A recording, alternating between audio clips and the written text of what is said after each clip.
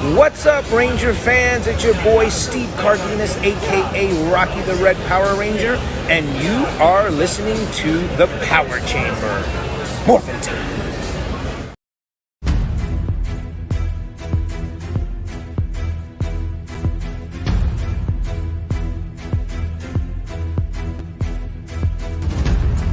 Alpha 37 online. Welcome, buddies, to the Power Chamber. Teleporting hosts now.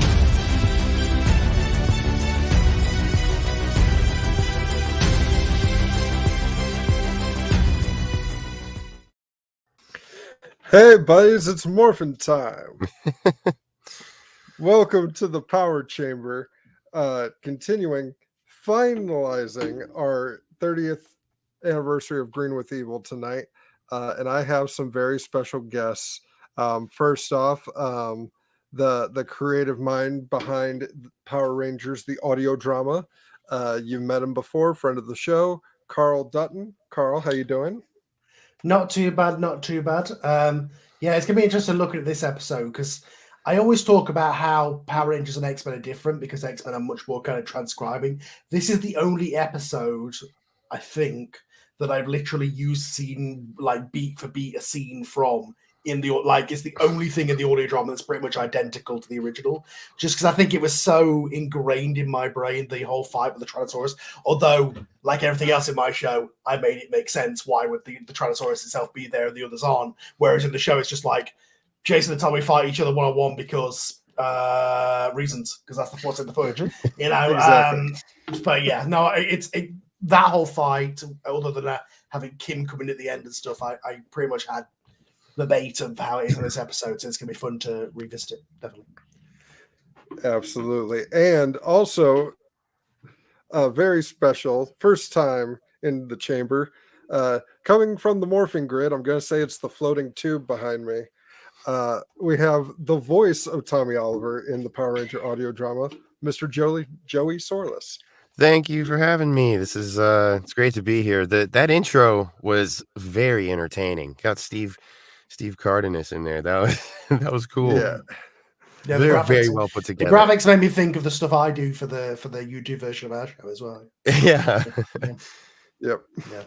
Yep. Oh no! And also, Tommy's in the Joey's in the morphing grid. That's not a good thing. He's going to see another. He's going to see another vision that's going to cause an argument with his girlfriend. And we're gonna have another spin-off episode, maybe. Oh man, it'll be fine. Yeah, fine. I've made it before. Yeah. If the newer seasons have taught me anything, the Morphin Masters will just go, nah, it didn't happen. No. We'll retcon that. Yes, but yeah, tonight we are wrapping up my 5-day watch along of the Green with Evil saga, looking at Breaking the Spell. Original air date 10/9/93. Yeah, this is the only one that I owned on VHS. So me too. I think that's why it's so ingrained in my mind, because it's the only. I think because it relies a lot on the Sentai footage-wise and stuff, although also the tone and stuff. I feel like this is one of the only ones that you go back to and go, this is kind of how I remember it. Like, it's still silly, but the show is almost at least early MMPR and Power Rangers. It's probably at its peak in terms of taking itself mostly seriously. So it's the one you can enjoy on a less ironic level than the week-to-week episodes. Yes. Joey, you have any fond memories of watching this as it originally aired? Yeah. I was a huge Power Rangers kid. Very big on Mighty Morphin. It's not anything remarkable or anything stand out. I remember this was my favorite because Tommy. It's the voice actor for Tommy's favorite character is Tommy. Whoop-de-doo. It's like, but yeah, he's my favorite Ranger. But he was when I was a kid too, and I had seen before that episode, I had seen him on the team because I caught like a rerun or something as a kid, and I was like, he was evil, and then that's when I was like, he's so complex, he's even cooler. But Yeah. The funniest part of that, of course, is that the entire time that we adapted this saga in our show, Joe was messaging me going, "Oh my god, I hate being Bean Tommy." He was really good at it, but like, because I just went so mean with it. Hey, I fully embraced it by the time we got to Draken. So that. Yeah, that's Oh, true. yeah. The coinless episode was awesome. Yeah, The coinless. Oh my god. that was probably, I'd have to say, my favorite one to do because I got to talk to myself. Yeah, that was pretty cool. I think it was the only episode where you probably had more lines than the narrator. Oh yeah. Well, no, there was the Into the Grid one where I was. You were the narrator. Yeah, you're right. Yeah, in that one. Yeah. Just like in the original show, Tommy is the focus of our show. The difference is I try and give us a reason instead of just, because he's cool. Exactly. I think that was a big thing with Tommy, was the factor of cool within this show. But a lot of there's plenty of opportunity for every character to flesh them out. So I think yeah.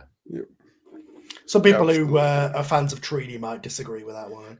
I think I did enough, but not enough. At the same time, I like Trini. You did your best. I love her. She does. I think she does good. It is very strange though when you're older and you get into stuff like I swear this is a connection. The Crow movies, and she's in the second one. Yeah, as one of the villains. Mm-hmm. But you grew up on Power Rangers. She had to do something after Saban fired her. Yeah, I mean, yeah, true. Yeah.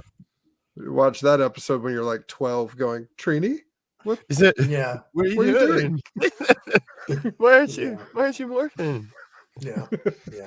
And it's funny, like I've always said with these episodes, is Tommy is that character who he's the unlockable video game boss, where he's got all these extra powers and could beat all the Rangers when he's the bad guy, but as soon as he joins the roster, he's just like, he's got a dragon shield and a flute. That's other than that, he's just another Power Ranger. Honestly, I think that sort of influences the way I play him, because I really try to play him humble. I try to portray an air of being humble and like not getting the praise that that everybody from the fans, like sort of has to grow into it, I guess. It's very interesting. It's trying to just be like, what would Tommy think as an actual person? Like, it was weird, but I tried to really come from a place of humility. And also, like, we brought the Jason thing to the forefront, like they almost made like the actors' rivalry into the characters' rivalry, which I think is evident enough on screen. There's enough evidence of like, of course, Tommy and Jason would butt heads, but because this show is this show, they can't do that. But other than when they were infected by a slippery shark boomerang. Yeah. Yeah. Me and my co-host Steve covered that on our main pod, and our biggest hang-up was that the spell just kind of stops. At a certain point they're just like, oh, we should work together. No more spell. That's every episode. And like me and my team on the Patreon have just reached the end of season 2, and it's so funny because the last episode of that one, Billy has turned bad, and they literally, it doesn't work because they just go to the command center and go, Zordon, we think Billy's been turned bad. they've done this shit too many times now. I will say I called it Return of an Old Friend. We joked that Billy being able to just grab the dragon dagger made no sense. But they kind of fix it in Once and Always when he can just magically, without morphing, pull a blade blaster behind his back. So I think he's an alien. My way I have portrayed it in my show is kind of my headcanon, is that it kind of works like a video game inventory, where it's like, you pull something from the morphing grid or whatever. Mm-hmm. Yeah. I believe that the Looney Tunes dubbed that hammer space. Yeah. Yeah.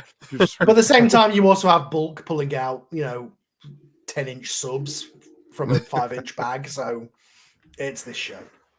But anyway.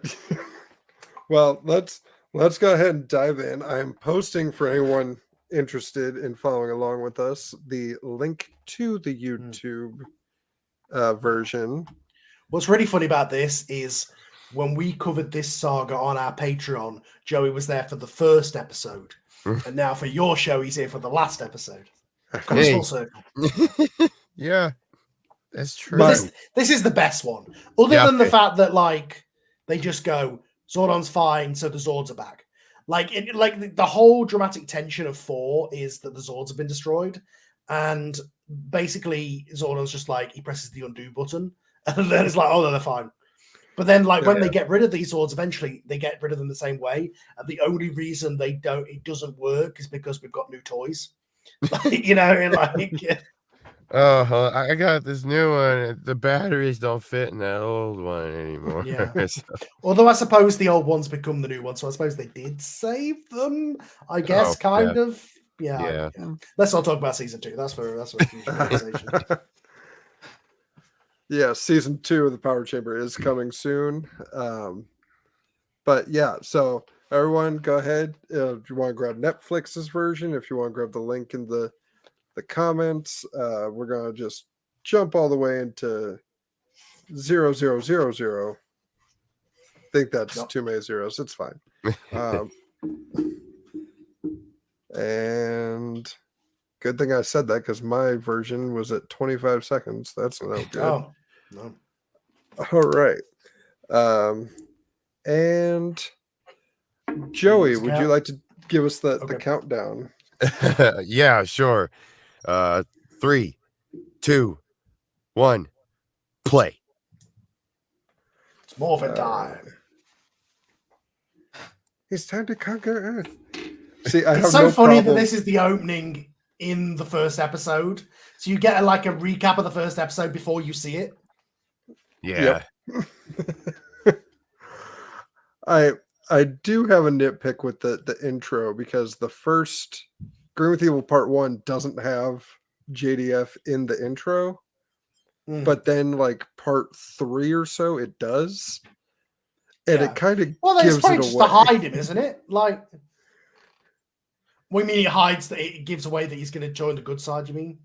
Yeah, because like right here, he's just in the command center. Oh yeah.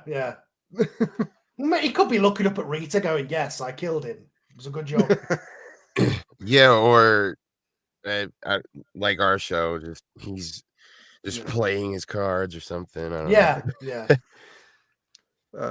Now this is supposed to be a digital rendering that the computer has made. It looks so good. I love that they don't have any idea. Like Tommy, the guy dressed in green who sounds exactly like him, who's just been acting like a weirdo and totally turned evil for 5 days. It was him? The guy wearing green? Yeah. No way. Zach, you knew him for 5 seconds. How could Tommy do this to us? You literally met him that afternoon. Again, Jason never self pat on the back. It's why my version makes more sense with that. But the baddies having a toast. Yeah, they have to make sure that they say it's juice though, so you don't think it's wine, kids. Yeah. Yes.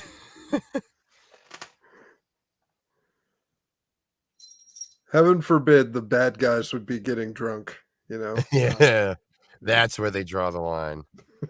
Also, again, if you pay attention, Scorpina is holding Goldar's arm because they're married in this footage. Yeah. Yes, which I thought was a great touch in the audio drama. I'm bringing that back from the Sentai. Sentai. I tried to insert some Sentai stuff to give it some lore. Yes. I also recommend anyone watching this that can use the sound and not worry about copyright. Go ahead and turn on those captions, those auto-generated captions. Oh, they're amazing, especially for like the Ron Wasserman songs. It's like I don't know if this was text to speech or what. Like it's so wrong. I swear Zordon spelled 5 different ways in one episode sometimes. Oh, the best is when the theme song plays and it says music, applause, music, applause. I love how Alpha's like, oh, let's go and sort this out. And Kim's like, yeah, I'm going to go to the juice bar. I know she's searching for Tommy, but like, I need a drink. yeah.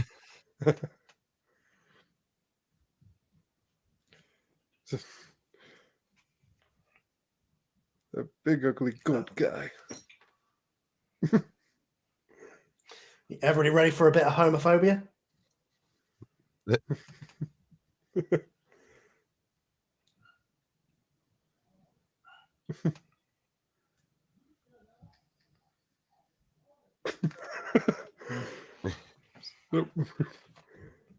Oh, the new kid? Yeah. How did she not see him when she walked in? But all right. Well, I mean, there's a girl wearing green. It's easy. Okay. They're colorblind. Oh. It's fine. How could he be the evil Green Ranger? Look at that. Look at his eyes. Well, the cat's out of the bag now.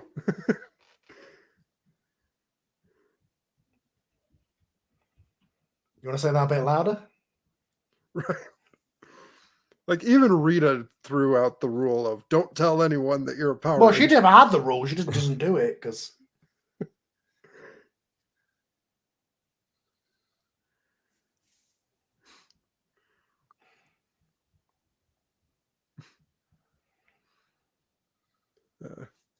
We haven't seen this zone in 10,000 years. Is that what the subtitle said? Zone. Amazing. Yep. And once again, just like the power coin, it's just this thing that she's always had. She's just chose never to use until now. I was like, oh, I could have always given you a sword. I just chose not to. No, it's much more exciting to make him giant. Like, size. Rita couldn't have just called for this thing, like, as soon as she got woken up.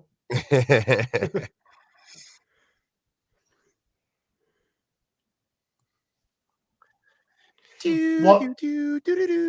Yeah. What's not shown here is the fight in the Sentai where Barai jumps in that fight, the party tries to kill Bandora and they fight each other. They repurpose some of that footage. Yeah. Can you imagine? Yeah.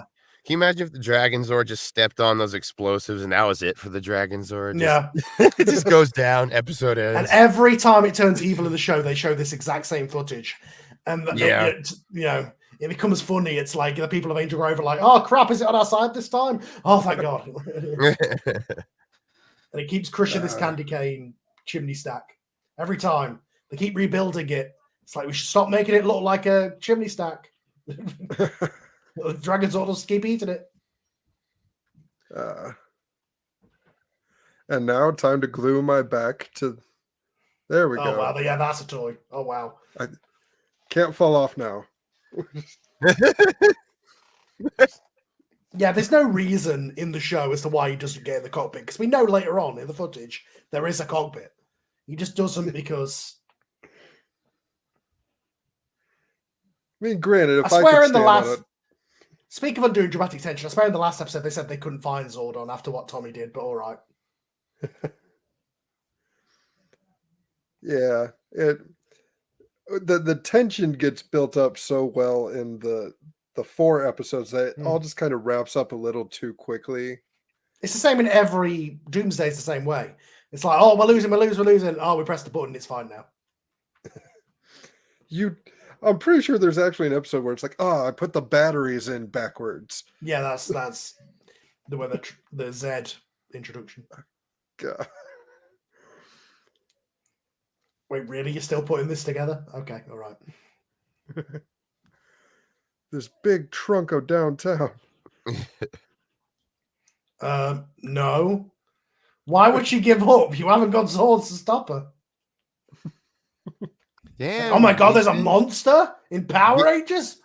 They didn't even give Trini a second to catch her breath. There's like, okay, let's morph. Yeah. Oh man, I just got an ad. It's all good. Da, da, da, da, da, da.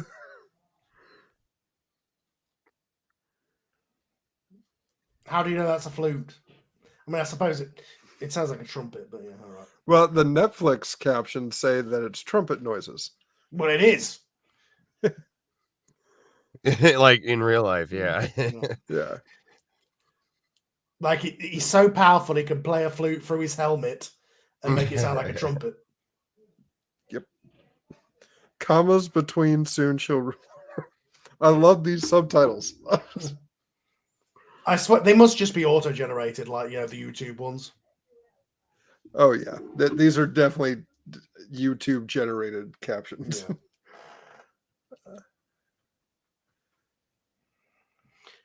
Yeah. That's the same song.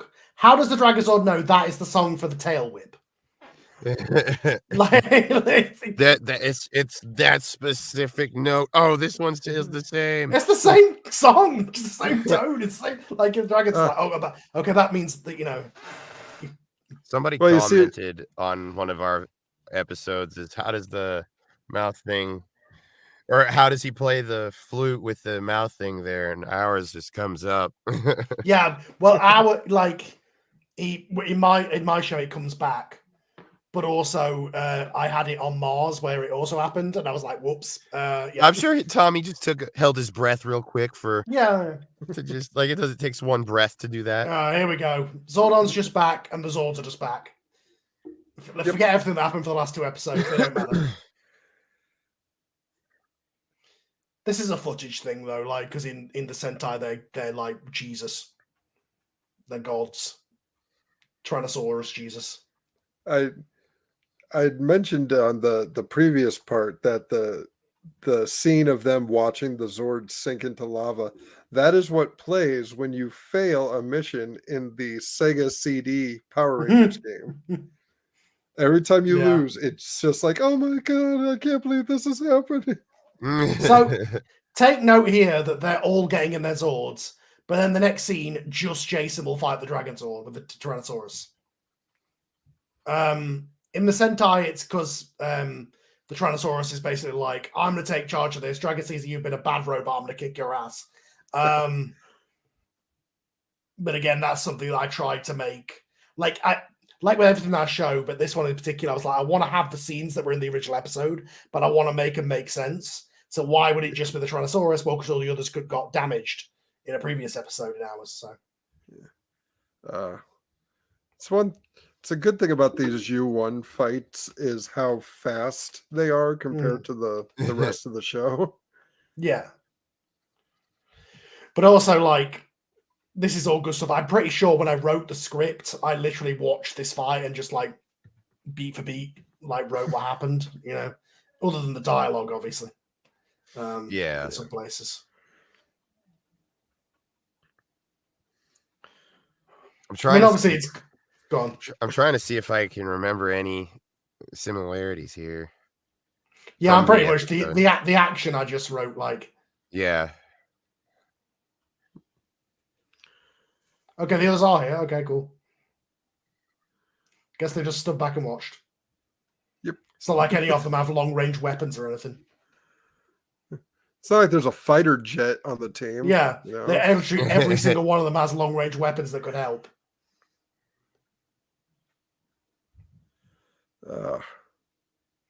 It's the same as, and this tank mode is just completely superfluous. They never actually use it, other than maybe twice.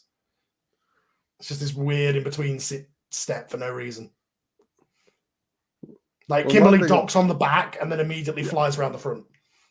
Yeah, that's my biggest hang up about the tank mode. It's everybody's got a purpose, but Kim is just like a backboard. Yeah. Like she's Yoda from episode 5. Yeah. Megazord you must become. Also, that no way from Tommy was not Tommy. I guess they just didn't get JDF to. Yeah. Didn't have him in the studio that day. They should have gotten me to do it, but I wasn't. I don't think you were even born. Baby. What year was this? I was 96. 93, this is. Okay, yeah, I was maybe an idea. It's just a long, awkward pause of silence. Yeah, this is all stuff again that I had happening in ours, except it was outside the command center.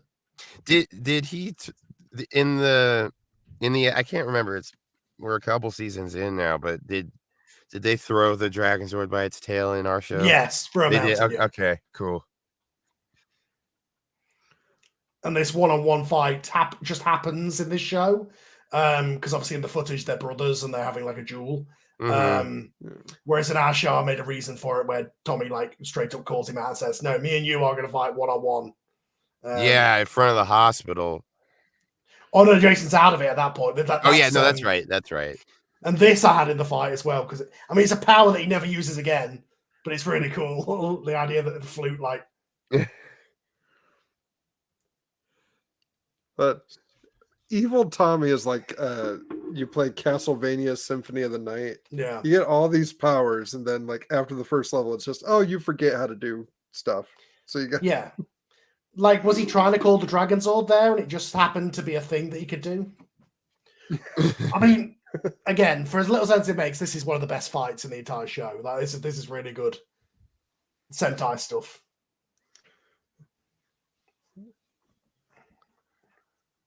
Well, that's American. All of a sudden, the collar grew about 5 inches and the shield got shit. Yeah, right there. That was American footage. Yeah. Oh, right there. Look at that shield. It's Morph. I mean, no, that's not the power sword, Zach. There's already about 5 different power swords. There's not another one. You're under Reader's spell. Yep, let's just see him get over this PTSD in about 5 seconds. Yeah. Because it's this show. Yeah. Not to blow smoke around my guests, Carl, but I definitely like your guys' version better where, Tommy's just like, I need to go home. This is like I can't do this right now. Yeah. I need time to process. Yeah, our show is it tries to ask what real people would react like a bit more. So, and if I'm being honest, when I was a kid, I found some of Tommy's reactions and stuff a little like, come on, like in this episode, like what have I done? Like, really, Tommy? Is that you? Shoot! Yeah, what did I do? Within 2 minutes, he's gone from fighting Jason to let's pose. And can use the same power that he just used. Yeah. With no like, oh, will this make me evil again? Like, and now he just knows the call out for this part. Oh yeah, it's like when you morph, you automatically get the knowledge of the dance sequences into your head, the choreograph. Where were you at rehearsal, Tommy? He forgot to wind his watch again. And here's the introduction to one of the least used but cool, probably the coolest Zords sequence. I always love the alternate versions. Yeah, it's ironic too. The parts he uses for the fighting mode are with the Rangers he had the least amount of contact with this entire. Oh yeah, like his entire relationships are with Jason and Kim, but not the Zords. I liked how in our show, how you had Tommy coming back to work with them. Like you had them separated for a bit, and you had the original 5 taking on something, and then you had a grand entrance for Tommy. Like, need some backup, and then the music started playing. And then they formed this mode specifically because Kimberly was not. I remember not available. Reading a lot of the comments on that episode. That fans were pretty excited at that part. Yeah, it was awesome. I can't believe it. And that's the closest you will ever get, Rita. Now,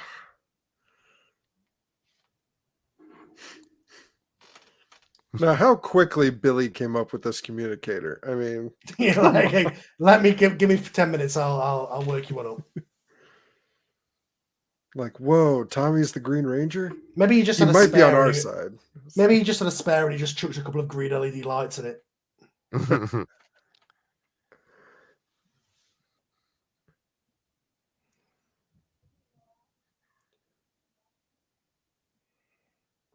Yeah, they never ask him, do you want to be a Power Ranger? It's like, make a Power Ranger now.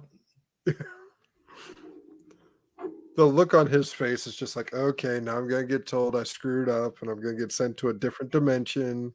And I'm gonna never see anyone again.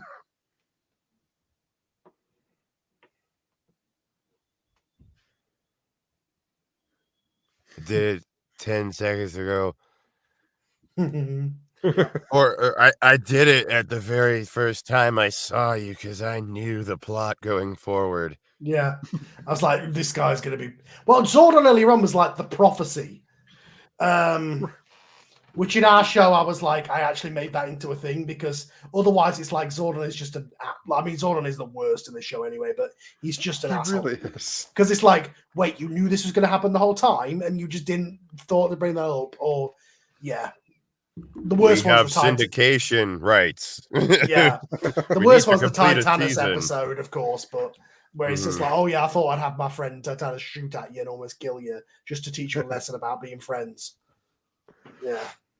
Yep. Anyway. Yeah, at that point though, in our show, they needed something. Yes. Well, yeah. Yeah. Again, like this episode is a perfect example of I wanted to have these action beats because they were so memorable and so iconic, and I didn't want to change any of them, but I made them make sense. It's the same as like I want to have the Dragonzord being caught by the dragon flute, so I have the mouth come back. I'm just like, okay, how do I make what we saw on the show make more sense? Yeah. Mm-hmm. Absolutely. Yeah, that was Green with Evil Part 5, 30th anniversary. Still my favorite part. Honestly. Yes. The tension kind of gets Part 4's pretty good, but the problem is obviously it's undone by this episode. But yeah. The fight is nowhere near as long as I remember either. Right. It's like 2 minutes. That fight with Tommy. Mm-hmm. I think honestly, other than this one, Part 2 might be my favorite, just because of how they show Tommy being a threat without their leader, without Zordon, is that Zack is forced to call the Megazord to fight regular sized Tommy. That bugged the shit out of me. I hate in the show when they can summon the Zorb without the person. Like, if they could just summon the Tyrannosaurus without Jason, why do they need Jason? Mm-hmm. Like, and that's why, like, when we did the Dragonzord fighting mode, battle mode, they changed the name of it every bloody episode because this show is inconsistent. When we had that in our show, I had Kimberly out of commission as a ranger, so that there was a reason why they didn't just form the regular Megazord. Like, it's things like that, and just to make it so I'm not just patting myself on the back, because I feel like I keep doing that, not meaning to. I will say my biggest mistake in my writing was also in that 5-parter. I do regret the Scorpina thing. I know it led to good stuff later on, like it became a meaningful arc for Goldar and Tommy, and for her in the end. But I feel like I could have got there without going that far. I could have just had her flirt with him or her kiss him or something. I didn't have to go that far. I was just trying to go for shock value. I'll admit that. And I do regret it because I heard that it's made some people turned off from the show a little bit, and that's not my intention. Mm-hmm. Well, I agree. It could, it's a very personal, dark moment in the story. Mm-hmm. But I think it adds fuel just a little bit to the Coinless episode. Well, yeah, I mean, like, obviously the Goldar Scorpina breakup, and then the rivalry between Kim and Scorpina, and then eventually we had the full payoff with that awesome scene that Joey just, I mean, you knock it out of the park every episode. That one in season 3 where he breaks down about it when Scorpina comes back. It's like we made it into something awesome. But yeah. I only regret it because I heard some people were like, oh, in reaction to it. Yeah, that was a very interesting thing to portray, and I really wanted to, I wanted to make sure that I was for the episode where Tommy sort of breaks down about it. I wanted to make sure I was capturing the right emotions and stuff, because stuff like that does happen in real life, and I wanted to, and Carl's writing really helped me portray it to a very realistic degree. But I think it was important to have Tommy's, how his reaction to not confronting that and processing or just confronting what happened. And he's sort of had to deal with all this other stuff in between. He hasn't really had time to. No, he died. Right. Got resurrected, and dealing with that. then he became emotionless and started slaughtering everybody. And there's actually, so somebody commented a while ago, it's like, Tommy seems a little angry for being emotionless, and I explained to that guy, I was like, well, at this point he had some of it snapped from him, so I think some of his humanity came back at that point. But in the Heart of Thunder episode, I have David, he's played by my actual brother. He says he's talking to Tommy, and he's like, there was that time you were a zombie, a very flat, sometimes angry zombie. And then Tommy's just like, okay, that's enough. Emotionless is probably not the right word. It was more a case of his humanity was gone, his connection to people was gone, and emotionless was the goal for him. He didn't want to be bothered by human emotions and stuff, but it was sort of like a process. We said, if you were emotionless, like, that would have been such a bland performance. You would have just heard Tommy talking like this the whole time, and like, there's emotion. Was that the Kiars without the emotion?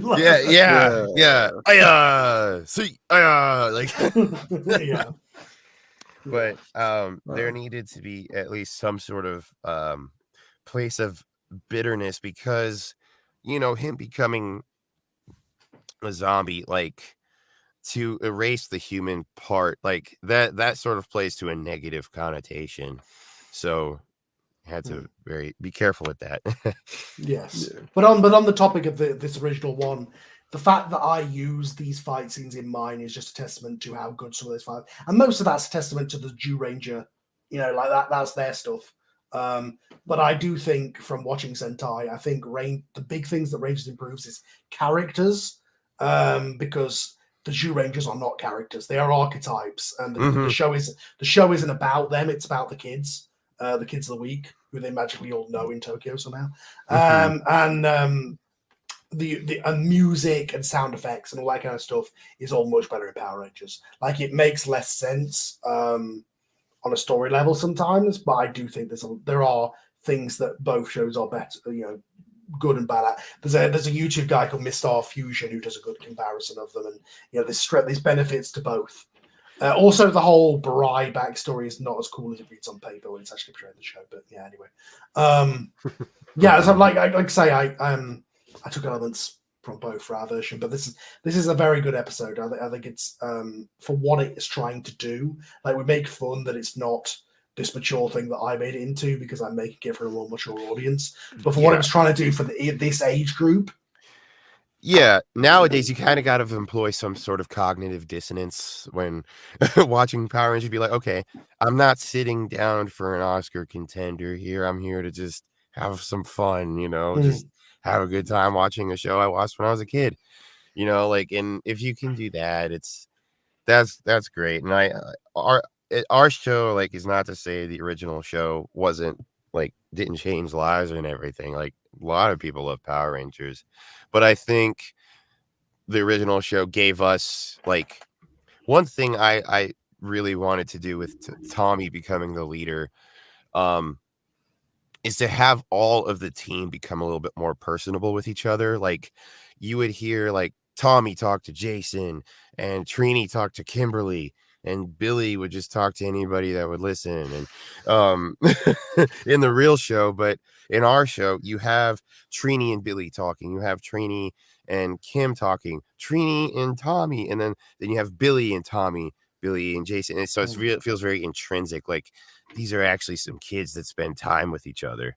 And like, for you guys, like, we started our show 5 years ago now, like, because of our production cycle and breaks and things like that. Like, we've only just got to the end of MMPR almost, and it's taken us 5 years. So you guys have lived with these characters. Like, we've only just written off Jason Sakatrini after 5 years. Like, we're gonna, you guys have, quote unquote, written off. Well, We'll just say that. But yeah, it like we finally got to that point, and it's crazy how it's kind of unfolding like it did in the show. That Yeah. our Zach has to leave, and our Trini is leaving. And yeah, so like all that I thought it was funny. It's just like, wow, this is really working out like the show did, and now we Well, have that's like my thing is season 2, and definitely when we're getting to almost season 3, is like we go off the rails, but it's kind of like that explanation of time where it's like there's a rock in the river and it goes round and it goes back. It's like, yes, we go off the rails, but we always get back to that same point. We just find a different way to get there.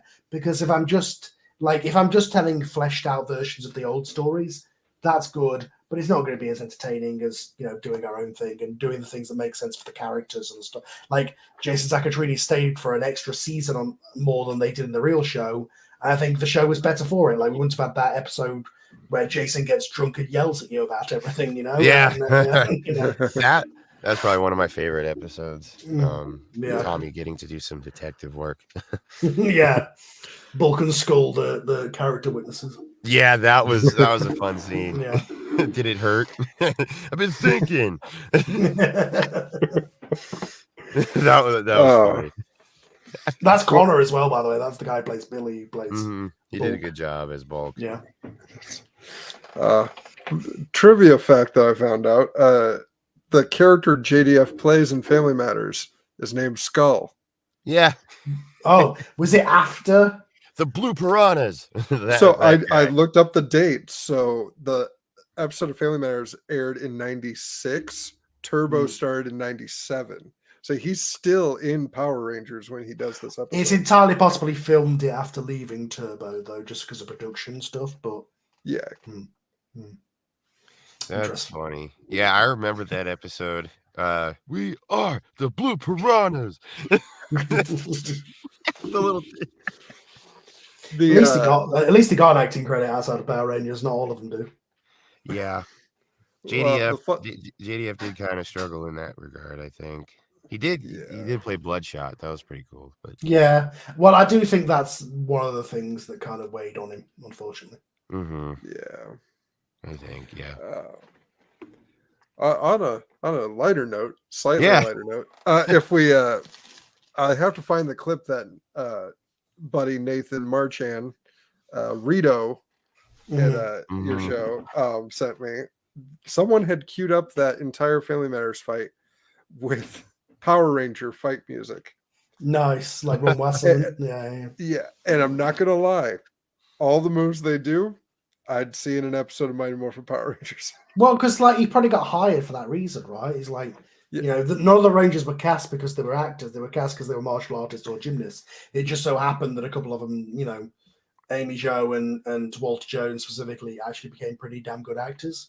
The others tried. Yeah. Austin St. John. Austin by the end is pretty good. By the end, yeah, but earlier...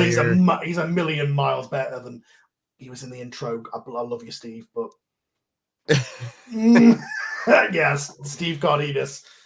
Oh boy! In his early episodes that we just watched in season 2, I swear there's parts where I swear he looks at the camera, and I was like, "Oh my god!" And then, of course, my personal favorite Ranger, Johnny Young Bosch, one of the better actors. Met him, got his signature. Nice. He's been made aware of the show. So, well, yeah, that's one of the things I've wanted to make kind of a focus, and you know, giving him the whole gay storyline, and then now the paraplegic storyline is just kind of gives him some good stuff to play. So. Yeah, which I think Adam's really been fleshed out in this one for sure. Yeah. I like. Because otherwise, it's like, you know, what else? You know, Adam's character arc in the show is Asian guy who's disappointed he's a frog. Like, what else? And he does unlucky with women. Yeah. That's about as much as he gets. Let's give him some substance. But Green with Evil, it's iconic. It's every time there's a different version of Power Rangers of Mighty Morphin, you're wondering, okay, I see where you're going with this. How are you going to do the Green Ranger? Yeah. Uh, It's so weird that a franchise that's been around for 30 years peaked within its first month. Yeah. Mhm. In some people's minds, like obviously it's not, because like I know the Disney era stuff is actually like good. Like look, I've just watched most of Mighty Morphin. It is not good. It is not a good show. But we are incredibly nostalgic for it because we loved it as kids, and that's why shows like ours exist to, you know, elevate it. Because all the other shows have had that. Like Transformers was just a toy commercial. That's had good shows that took itself seriously. That, you know, Voltron's had that. TMNT has had that. Like multiple things of that have done. All these shows that came from the same place as Power Rangers that were just like silly kids show toy commercials. They've all had those serious reboot things. So yes, we got the 2017 movie, but that's the only. Well, that and the Boom comics, the only attempts that we've ever had at actually doing that with Power Rangers. So, you know, like I've always said, I made this show because I wanted this show to exist, and I don't understand why it doesn't exist. Like Netflix owning Power Rangers now, to me, is a perfect opportunity to do that and to make like a YA teen drama Power Rangers show that's a reboot of the original. Why aren't we doing that? Yeah. I completely agree.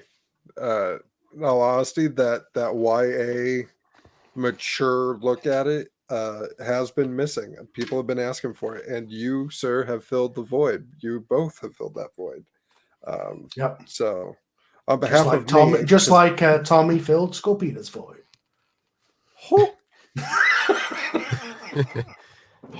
I'm sorry. I mean, I said I regretted it earlier, but I had to make that joke.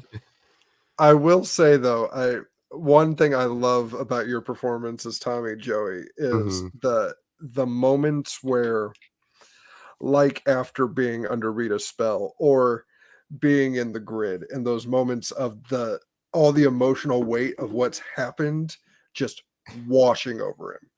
Yeah. Those are my favorite moments. Yeah. Yeah. Without getting too spoilery. Yeah. Yeah. Tommy doesn't hide his emotions, I don't think. My version anyway. And I think I try to make that play into his leadership, sort of try to like show that it's okay to show your emotions. And I try to keep it within reason though. You know? Yeah. Like I don't want him breaking down if his car just isn't working or something. Like just have it make sense. I can't shift into turbo. What? I don't understand. Like, don't get me wrong, that like when I am editing a show, obviously the scenes where I'm playing the MMPR theme and like they're morphing and they're forming the swords are like they're hype and it's awesome and the action and all that kind of stuff. But some of my favorite scenes in our show are just like Joey and Nick just being Tommy and Jason having character conversations or arguments, or, you know. Same, honestly. I love getting to hear how I pair up with Nick, with Kenny especially. I loved finally getting a one-on-one scene with Zach in that episode where I was chasing down the Red Rangers. Mm-hmm. That was pretty cool to, you know, it felt lived in pretty much. Felt very personal. Yeah. But yeah, you're totally right with that. I like, out of all the scenes in the show that are really awesome, I like sometimes just the scenes where they're just talking to each other and the chemistry's there, you know. Like our last episode before the strike break, I don't think they morphed until about the 40-minute mark. Mm-hmm. And like, so for some people, they may be like, "Oh my god, hurry up and morph!" But for people who are fans of our show for what it is, you know. Yeah, my whole goal with Tommy is like, you hear him doing the oh-yahs and all that, and like you hear that in this show too. But it's like, I want you to hear Tommy when he's just having fun, when he's going through something personal, when he's happy, when he's excited, when he's just joking. I want to that's all plays part in making him a little bit more three-dimensional. Yeah, like Yeah. every single iconic thing or line is in our show. Like, Yar-see Yar, fucking, it's morphin time, the dragon flew, back to literally everything you could think of that are like the iconic Tommy lines and things. Like the relationship with Kim, the relationship with Kat, like it's all there. But we build loads of extra layered stuff with like and everything else. So, and you're a big part of that. And like, like me and Joey, especially the later half of season 2, and also his character stuff going into season 3. Me and Joey have had long conversations, and he's basically been kind of a co-writer on some of this stuff. So, Yeah. And one thing I also am glad we're doing is we're giving David Trueheart some more. He's a character. Yeah, he's an actual character. Yeah. I really tried in this this special I'm writing, the Heart of Thunder special, to flesh out some of his interests. Like, I don't know if you guys know, but he's a surfer in the show. He likes to surf. And I have a little line like that. Like, David canceled there's a surfing competition in the episode, like of the actual show, that he's talking about. And I have that as a throwaway line, that David had to cancel the competition to do this with Tommy, but it's something he wanted to do. So yeah, it's trying to flesh it out, and that's the fun part. Yeah. I like we obviously want to get back into Green with Evil without just turning this into like a promotional thing for us, but like for folks who are paying attention to what's happening in Hollywood right now, the stuff that is stopping us is starting to wind down. So we are going to be back sooner rather than later, and it will, like, I'm currently editing the next episode. I've had the lines for a couple of weeks, but I'm finally sitting down to put it together because it's going to be probably being able to be put out soon. And Joey's episode will also be dropping when that happens. And we'll be back. Like I said to folks, we just, the only thing that was stopping us, and it's been nice to have this kind of breather and not be on the constant treadmill sometimes as well. So yeah. But yeah, we're committed. We've got plans through to CEO and everything. But anyway, back onto Green with Evil, Rob. Let's get back onto. Well, I don't know if I can speak for the boss of this show about the self promotions. Oh wait, that's me. Go for it. I love it. But we're here to talk about the Green Ranger saga. My only regret is that I didn't have you guys on for part 1, because I would have loved to get your guys' opinion on Tommy's Captain America moment with the trash can. Well, plug there. That's why I did it. If you become a patron, there is an episode of we are reviewing every single episode of Mighty Morphin Power Rangers General. There is an episode with Joey on where we talked about Green with Evil Part 1 quite extensively. I think I said something about that scene. I think I did. Yeah. So actually something about Captain America. I could do this all day. Yeah, something like that. That made me happy. That's great. Green with Evil, 30 years on.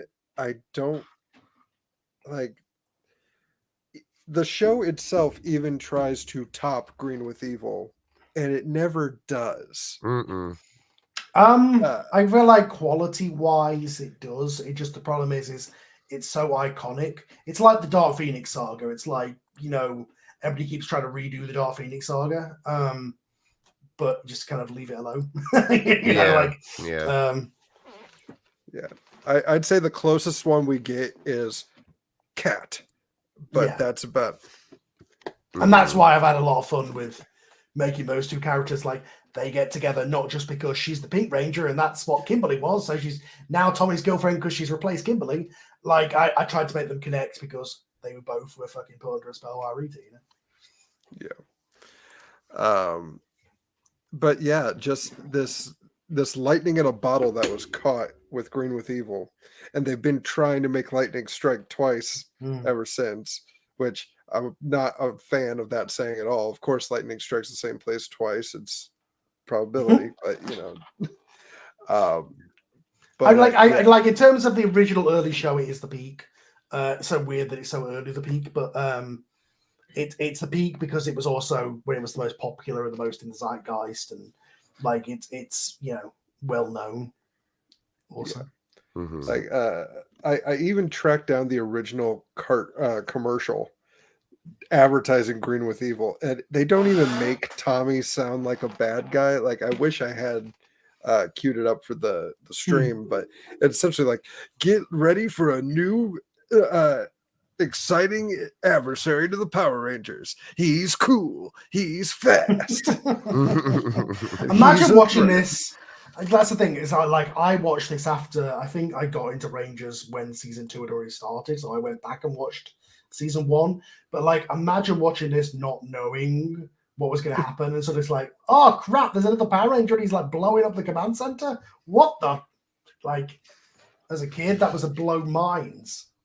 Oh yeah, especially the show started. The joke is I'm 2 years and 5 days older than Power Rangers. So Okay. like birthday happens, then the show starts. So earliest memory, Tommy's always been the White Ranger. So it's like, oh, it's Tommy. So I imagine the first time I saw Green with Evil, I was like, oh, there's a green. What's Tommy doing? What?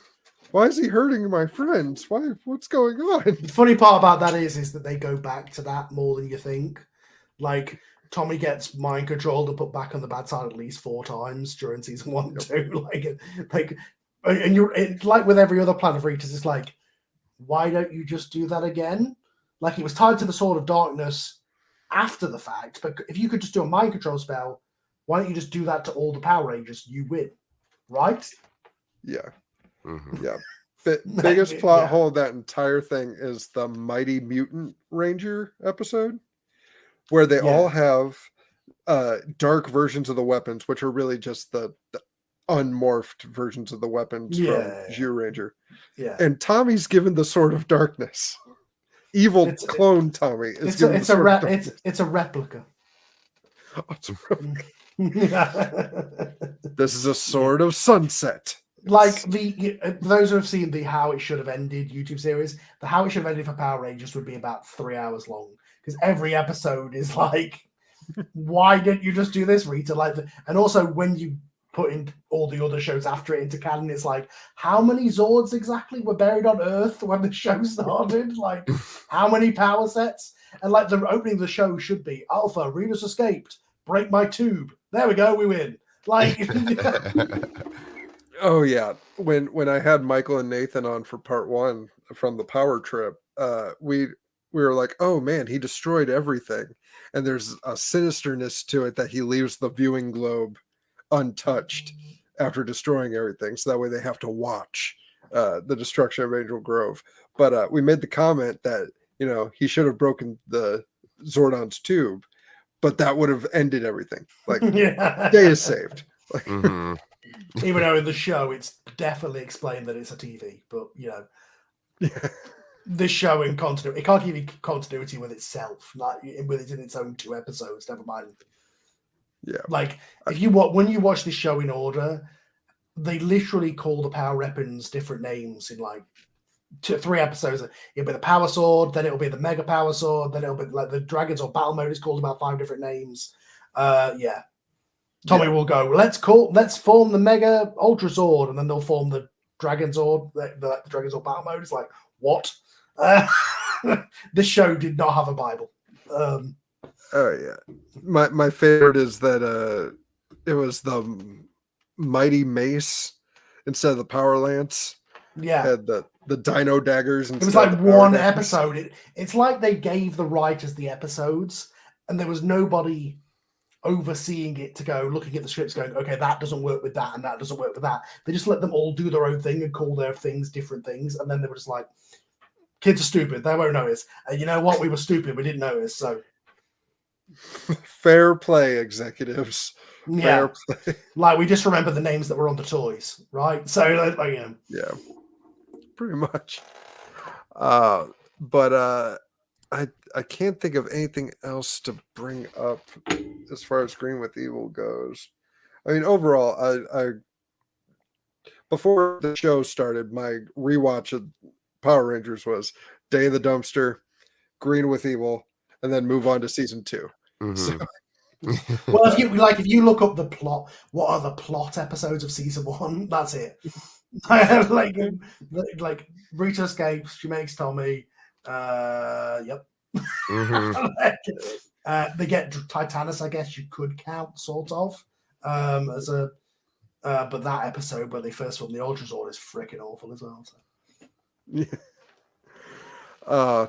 Let's see. There's a really bad Tommy episode that I like. It's this one where they're fighting like 3 different monsters. I think it's Scorpina's worm episode. Oh yeah. And Tommy shows up late. He's on the rooftop. He's like, "I'm here, guys. Let's take him down." And then another monster shows up, and then they cut to the same shot of him on the building. And he's like, "I didn't leave, guys. Just so you know, I'm right here." Well, that's Tommy's whole original run before Due 2. Is like, because Barai had that whole green candle thing where he couldn't turn up because he would die. Like, they keep having to make Tommy the stupidest klutz. Like, he leaves his communicator in his bag, he leaves it in his locker. Like, they keep having to come up with these reasons as to why he isn't called. Sometimes, literally, it's just because Zordon doesn't call him, which makes me think that, like, does Zordon just forget that Tommy exists and it's just like, or just doesn't like him at that point? Oh no, it's pure favoritism, because the pumpkin wrapper episode, Tommy finds the pumpkins and he's like, "Hey, Zordon, these pumpkins look weird. I think Rita's up to something. Should I investigate further?" "No, Tommy, you have a karate tournament. Go ahead." Which he also blows Kimberly off for as well. Tommy is the worst boyfriend in the show. Every time Kimberly's got like a one-time thing, he's like, "Oh, I would, Kim, but I've got a karate tournament, like the ones I go to every other week." It's like, no wonder she dumped his ass by letter.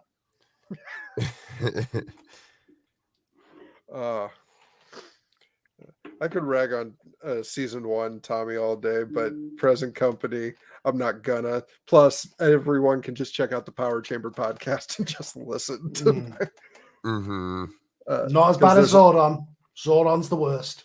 Oh, Zordon's the worst. It's she's after the power race.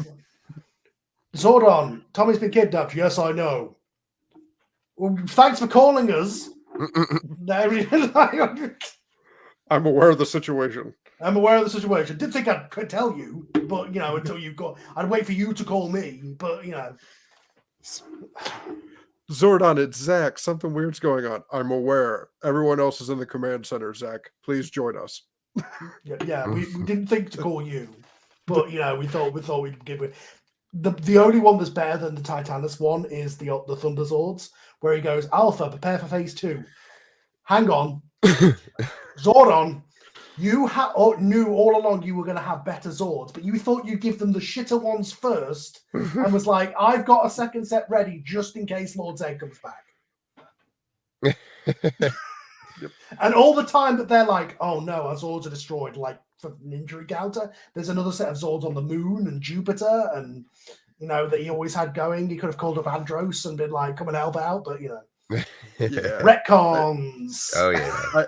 I call it the plot hole Hydra. The more they try to fix some, the 2 more grow in its place. Power Rangers has the problem of it's not. Power Rangers doesn't write itself as yes and. It's writes itself as and then this happened, and then this happened, then this happened, and they don't go back to go, wait, but how does that work with the no, we're going forward.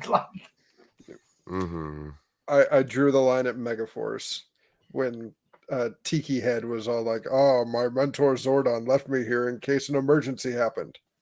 Really? We had a space invasion, another space invasion, demons. No, not important enough. Not important enough. But before I let you guys go, there are questions 3 that I have been asking everyone that I am just curious for your guys' answers. So, question 1, favorite Ranger? Tommy. Yeah. I said that at the beginning. Okay, I'll try and be different. I'll be different. I'll say Kimberly. Okay, all right. There we go. Agree to disagree, Carl. Tommy and Kimberly are the 2 best, objectively best Power Rangers. Tom Burley. Yeah. Tom Burley. They are like Tommy is the coolest because of the cool stuff, although he's not. Kimberly is like the most useful, intelligent, best acted, best character in the show. I will say, I named my cat Tommy Oliver. Nice. Yeah, I had my cat Jasmine. She got out. She got pregnant, came back, and had babies, and we ended up keeping all of them. And one of them, I was just like, "You're Tommy Oliver. That's gonna be your name." And every time I see him in the hall, I go, "Tommy." The only thing better would be Dragonzord, like calling the Dragonzord. Dragonzord, come here. He's a funny little one. So. That's great. I love it. I'm allergic to cats. Hang on, I'm curious, Rob. You don't think Kimberly's good? I drew the line when this woman could not fly a plane after flying a pterodactyl. Yeah, but she got that power from the power coin. Okay, well then we'll move on to my second strike. Exhibit B. The Isle of Illusion, where we saw everyone's fear. Her biggest fear is Bulk and Skull being nice. Yeah, I know. Like, I think it's like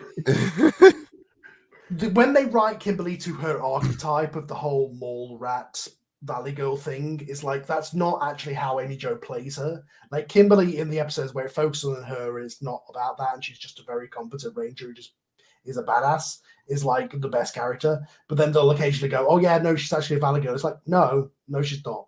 Like you say in the bio that she is, and then they occasionally write these scenes to make her like that, but then they don't line up with. It almost feels like the actress was like trying to make the character better.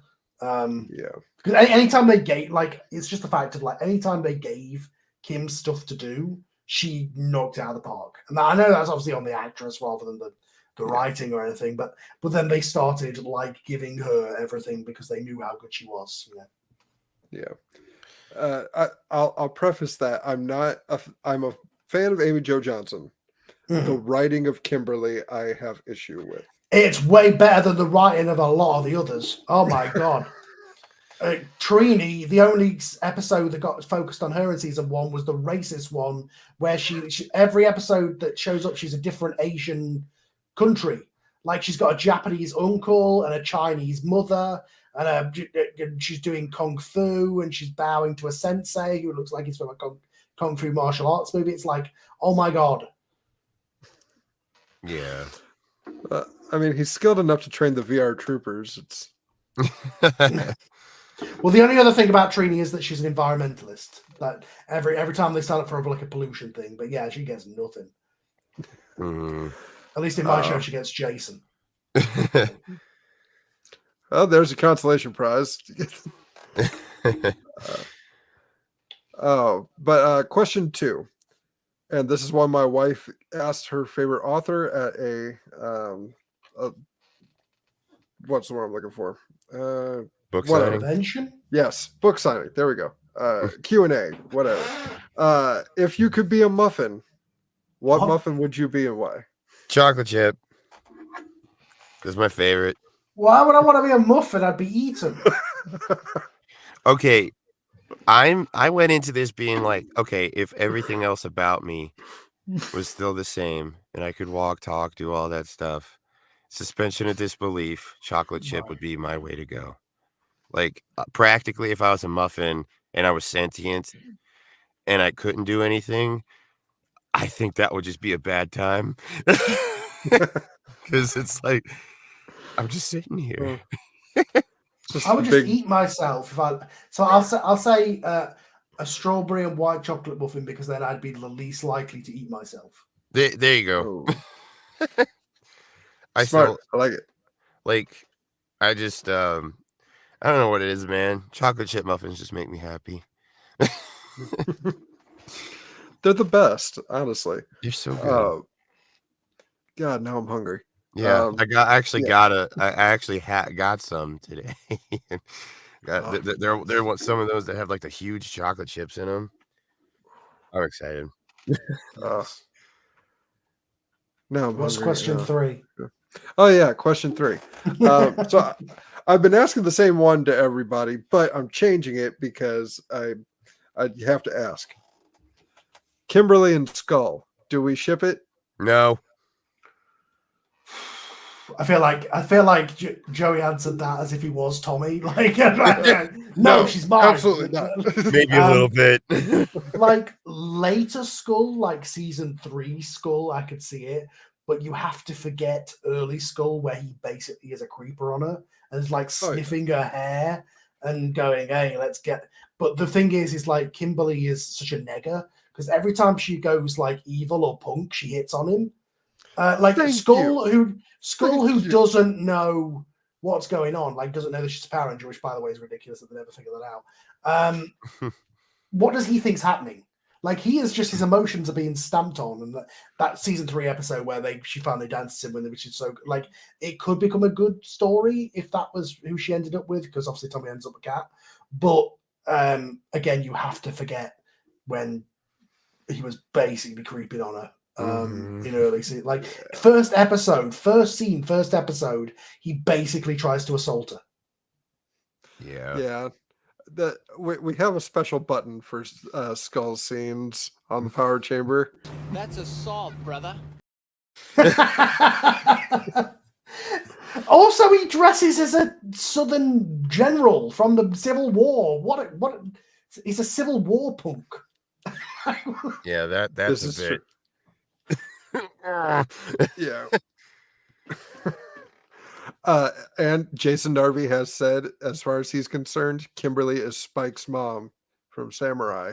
So I ship these two because Carl, you are the first person other than me to point that out every time. Evil spell, brainwashing, evil clone. They're all attracted to Skull. Yeah. But she is, yeah. Also, of course, Jason Narvey's going to say that's like, oh, do you think that the hottest girl on the show was actually got your character? Yeah, I think so. Yeah. Yeah. I mean, but that's going to do it for the main show, Power Chamber Live. Thank you once again, guys. Yeah. I normally steal Nathan Marchand shameless self-promotion, but he's not here, so we've been doing it the whole episode, I feel like. So yeah, because you have to like, for us, we've not been able to do this for a while because the strike's been happening. So like this is the first time we've kind of done Power Rangers other than what I do on the Patreon stuff for a while. So yeah, but absolutely check out Scyther Media's Power Rangers the audio drama, X-Men the audio drama, gearing up for an Avengers audio drama. Yeah, Mitch is doing that. We've got a Masked Rider spin-off which Shane is doing, and we've just started an original show, East Haven 8, which is like basically imagine what I'm doing with Power Rangers with none of the IP. And yeah, it's pretty cool. Stay tuned for that.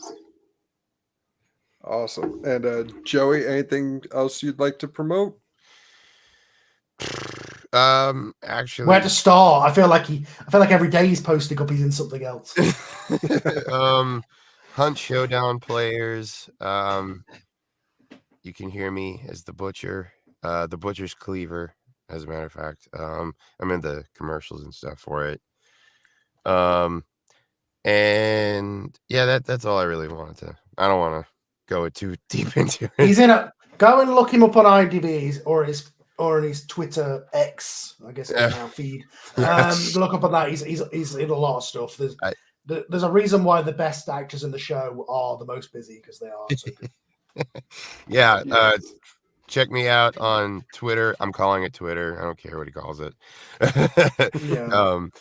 Check me out there. I'm on IMDb. Got all my stuff there too. Do a lot of video games, some movies, animations. But yeah, Joey.